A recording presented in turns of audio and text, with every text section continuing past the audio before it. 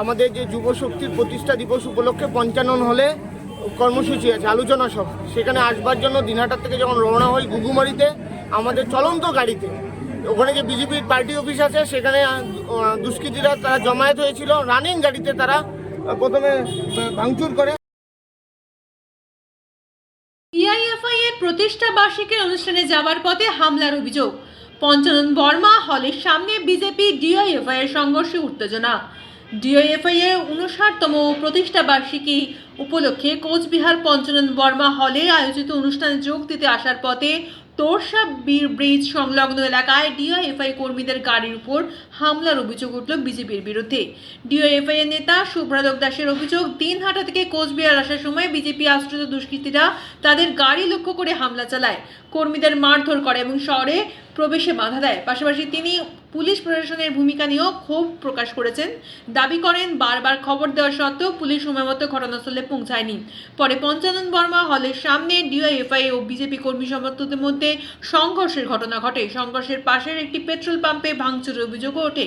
পরিস্থিতি নিয়ন্ত্রণে আনতে ঘটনাস্থলে মোতায়েন করা হয়েছে বিশাল পুলিশ বাহিনী। ঘটনাকে ঘিরে এলাকায় ব্যাপক উত্তেজনা ছড়িয়ে পড়েছে। গাড়িটা অটোমেটিক উপরে যখন উঠছে ব্রিজের দিকে স্লো হয়ে যায়, সেই সময় তারা ভাঙচুর করে ঢিল দেয় এবং আমাদের যারা কমরেড ছিল তাদেরকে ওই চলন্ত গাড়িতে দিয়ে আপনার যে জানলাগুলো আছে সেই জানলাগুলো দিয়ে তারা হাত বাড়িয়ে দেয়, সেখান থেকে ভাঙচুর করে বুকে মারে, নাকে মেরেছে আমাদের একজন কমরেডকে। যারা আহত কমরেড আছে তাদেরকে আমরা হসপিটালে ভর্তি করবো। আমরা এর আগেও দেখেছি ঘুঘুমারিকে কেন্দ্র করে প্রশাসনকে আমরা জানিয়েছি বারবার যে এক ধরনের লুম্পেন রাত বিজেপি আশ্রিত দুষ্কৃতীরা জমায়েত হয়ে থাকে। রানিং রোডের উপরে যেভাবে আক্রমণ করা হয়েছে, ডিআইএফআই যেমন শক্তি বাড়ছে এই জেলার বুকে, যখন কর্মসূচি উপচে পড়া ভিড় আপনারা দেখতে পারবেন, হল ভর্তি হয়ে গেছে, সেই সময় বিজেপিরা পরিকল্পিতভাবে আজকে এই হামলা চালিয়েছে। এই হামলা চালিয়ে ডিআইএফআইকে রোখা যাবে। ওরা কিভাবে বুঝলো যে আপনারা আছেন এই গাড়িতে? গাড়িতে ফ্ল্যাগ ছিল, ওরা ফ্ল্যাগটাকে ভাঙে ছিঁড়ে খুলে নেয়, চলন্ত গাড়ির উপরে ওরা হামলা চালিয়েছে। কতজন ছিল ওরা? ওরা 25 থেকে 30 জন। তারপরে আপনারা কি অন্য রাস্তা দিয়ে আসলেন নাকি? হ্যাঁ, অন্য রাস্তায় গাড়ি ঘুরিয়ে আমরা আসলাম। ওখানে যে আমরা ড্রাইভারের কাছে শুনতে পারেন, আমরা ওখান থেকে দাঁড়িয়ে আইসিকে ফোন করেছিলাম, বললো পুলিশ যাচ্ছে, আপনি অপেক্ষা করুন। কতক্ষণ পরে? ঘটনা ঘটে যাওয়ার পরে পুলিশ যাবে? একই ঘটনা আরো বিভিন্ন প্রান্তে হচ্ছে, কেন ঘটছে? ওরা বলেছিল আইনের শাসন হবে। আইনের শাসন কোথায়? লুম্পেনদের শাসন তৈরি হয়েছে। দিনের দুপুরে গাড়ির উপরে হামলা করবে, রাজনৈতিক কর্মসূচিতে যোগ দেওয়া কর্মীদের উপরে হামলা করবে, এই আইনের শাসন।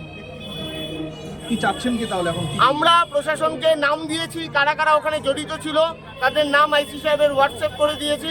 আমরা এরপরে কর্মসূচি শেষ হলে থানায় যাব, যারা হামলা করেছে তাদেরকে গ্রেপ্তার করতে হবে, অবিলম্বে গ্রেপ্তার করতে হবে। কোনো রাজনৈতিক, ওখানে সিসিটিভি ফুটেজ আছে, প্রশাসন দেখুক যে কি ভূমিকা ছিল কার। দেখুন, আজকে বিজেপি শাসক, গত 15 বছরে যখন বিজেপি বিরোধী আসনে বসেছিল পশ্চিমবঙ্গে, তবুও এই চীনের দালাল কমিউনিস্ট পার্টি কোনোদিন তৃণমূলের ওপর আঙুল তোলার সাহস পায়নি। তখনও তারা বিজেপির ওপর আঙুল তুলেছে, আজকেও তারা বিজেপির ওপর আঙুল তুলছে। যদি তাদের কাছে কোনো তথ্য প্রমাণ থাকে তাহলে সেটা তারা মিডিয়ার মারফত প্রকাশ করুক বা প্রশাসনের হাতে তুলে দেয়, যথাযথ ব্যবস্থা হবে। বিজেপি গণতন্ত্রে বিশ্বাসী, বিজেপি সবার স্বাধীনতায় বিশ্বাসী। তাই তো আপনারা দেখেছেন দিনহাটার বিধায়ক অজয় রায় সুভাষ ভবন ফিরিয়ে দিয়েছে সেই চীনের দালালদের। বিজেপি গণতন্ত্রে বিশ্বাস করে, তাই তারা নিজেদের সুভাষ ভবন ফিরে পেয়েছে বিজেপি ক্ষমতায় আসার পর। সুতরাং আজকে প্রশ্ন তোলার আগে তাদের ভাবা উচিত যে তারা এই গত 15 বছরে তাদের এই আন্দোলন কোথায় ছিল, তারা রাস্তায় কোথায় নেমেছে। আজকে যখন শাসক দলে বিজেপি ক্ষমতায় এসেছে পশ্চিমবঙ্গে, তখন তারা তাদের রূপ দেখাতে চাচ্ছে। তবে তাদেরও সময় দিলাম, সঠিক সময়ে যদি শুধরে না যায় তাহলে তাদের হিসাব কিন্তু তাদের মতো এবার হবে।